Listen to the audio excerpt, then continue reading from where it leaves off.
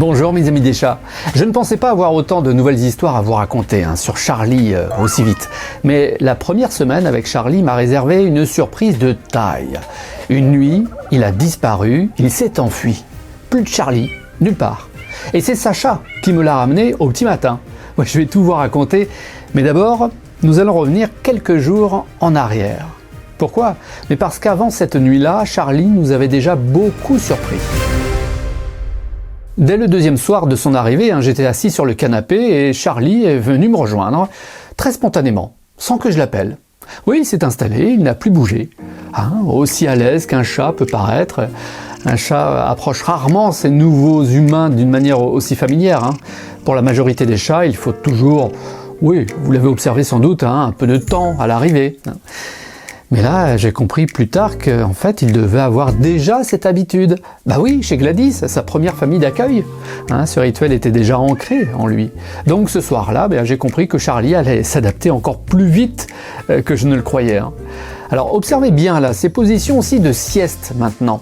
Parce que quand un chat s'allonge là, ventre à l'air, complètement étalé, c'est un signal fort.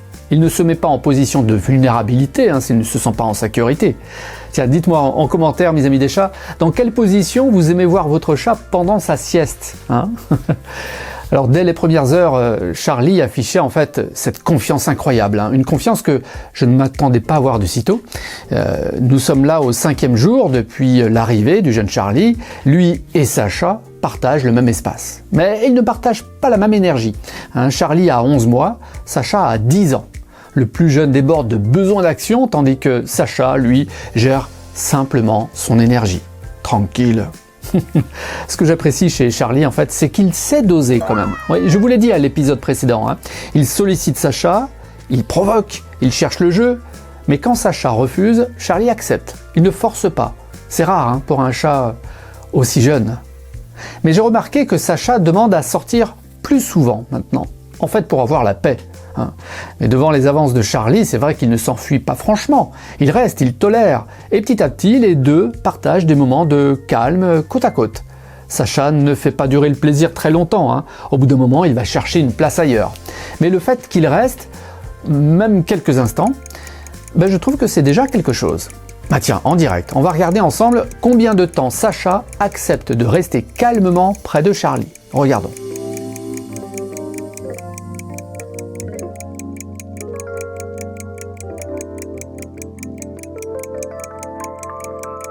Vous avez vu, pas très longtemps. Alors si vous voulez mieux comprendre les signaux que votre chat envoie quand il s'installe dans un nouveau foyer, je vous recommande le nouveau guide de la vie des chats. Il est gratuit, mes amis des chats. Oui, le lien il est dans la description pour le consulter depuis votre espace personnalisé. La nuit est tombée. Nous sommes à ce moment-là en pleine canicule. Les fenêtres restent ouvertes pour respirer la nuit. J'ai manqué une fermeture, sans doute, de porte à l'étage. Et Charlie, malin comme il est, il a trouvé l'ouverture. Il est passé par le toit avant de sauter dans le jardin. Je m'en suis rendu compte en pleine nuit, plus de Charlie, nulle part. Alors on a pris les torches, on est sorti dans la nuit, on a sillonné le jardin, le quartier. Je suis allé voir les endroits que mes chats précédents aimaient fréquenter, mais en vain, plus de Charlie. Et là, une pensée s'impose. Charlie n'a aucun repère extérieur. Il connaît à peine la maison. Nous sommes à plus de 20 km de sa précédente famille d'accueil. S'il s'est perdu dans la campagne, comment va-t-il retrouver son chemin? Alors on a cherché, appelé. Mais au bout d'une heure, à chercher dans le noir, je suis rentré. Je me suis couché. Et ma foi, je ne dormais pas vraiment. Charlie occupait toutes mes pensées. Je m'en voulais vraiment de ne pas avoir été assez vigilant. Et en même temps, je mise sur son instinct. Il a grandi dans une ferme abandonnée. Il connaît la nature. Alors pourvu qu'il retrouve son chemin et ait envie de revenir.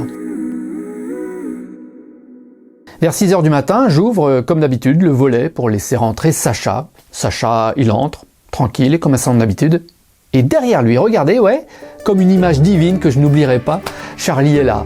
Je n'ai pas les mots là pour vous dire le soulagement. Charlie avait l'air légèrement apeuré, vous le voyez, mais il était là.